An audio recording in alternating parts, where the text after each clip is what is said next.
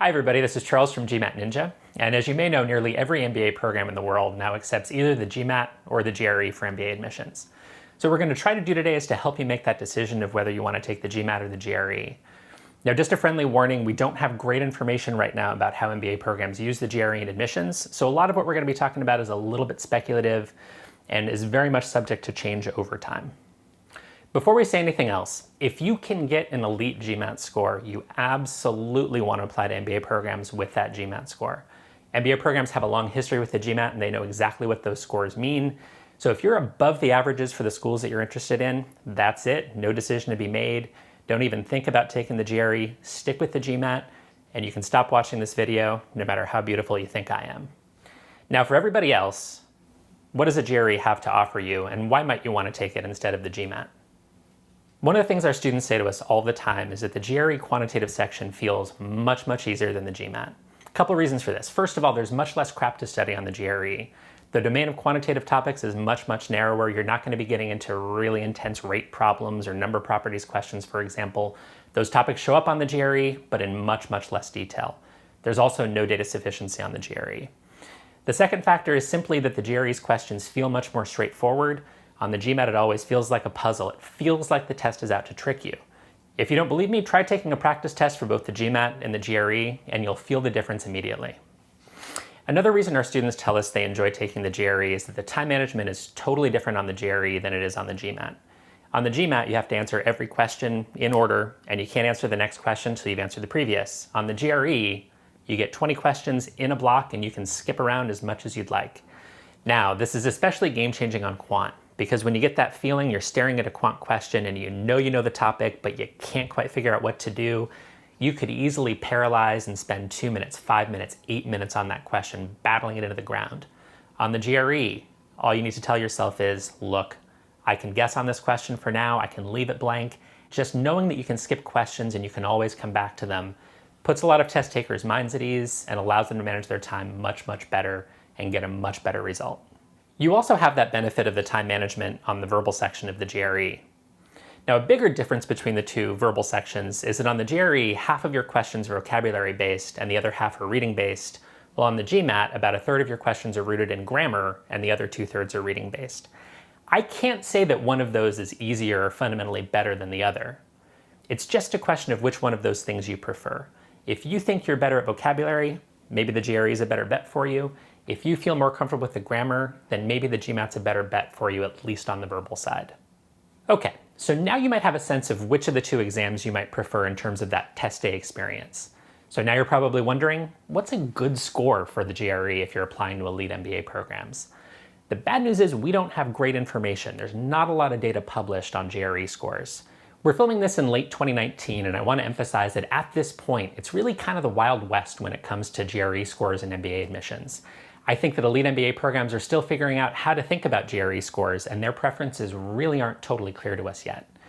So I'm going to try to provide you with the best information we can at this point in time and help you find some good ways to think through that decision. Let's start with an important piece of context. In theory, these tests were developed as a way for MBA programs to have some extra information about your academic abilities. Typically, these tests are used in conjunction with your academic record, your GPA and major, to give schools a sense of how well you're going to perform in your first year of business school. Now, what's really happening is that MBA programs are trying to use GMAT scores to increase their averages and therefore increase their standings in the MBA rankings. So if you choose to take the GMAT, you're automatically participating in that numbers game. On the other hand, the GRE is not part of the rankings game. So the GRE can be a decent way to get around that whole aspect of judging your application based solely on a GMAT score. So now you might be wondering, what kind of GRE score is good enough to signal to schools that you're ready for MBA level coursework? We don't really know because data is so limited, but here's one theory. A 150 on the GRE is roughly the average score, and a 170 is a perfect score.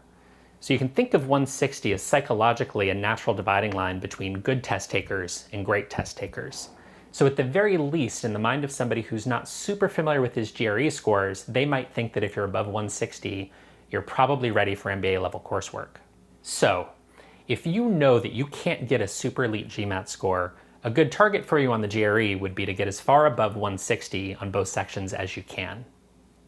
Now, I'm not going to pretend that 160 is absolutely a magic threshold in elite MBA admissions, but as we track our students over the years, we see plenty of our applicants having success when they're just over that 160 line on both sections. The GRE data is still limited, but as it's starting to trickle out, we're seeing some evidence that schools are treating it that way. For example, Cornell, University of Michigan, and the Duke MBA program all seem to have averages right around that 320 mark. Yes, some MBA programs have higher averages so far, but at least we have some indication that if you can't get that elite GMAT score, maybe crossing that 160 line is at the very least a good start.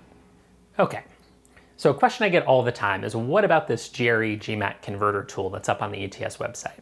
So what it is it's an online tool you can use. You put in your GRE score and it's going to spit out an equivalent GMAT score. Now, the people at the GMAT say that this tool is not valid, does not give you an accurate GMAT equivalent score. I tend to agree with them. But regardless, this is something that's out there, people are discussing it, and admissions committees may or may not be using it. The big takeaway here is that there is no one go-to source of information about how elite MBA programs think about the GRE. Instead, find the programs that you're really interested in, and for your target programs, visit campus, talk to admissions people, talk to alumni, talk to students, and see if you can get a better understanding of how your target programs think about the GRE.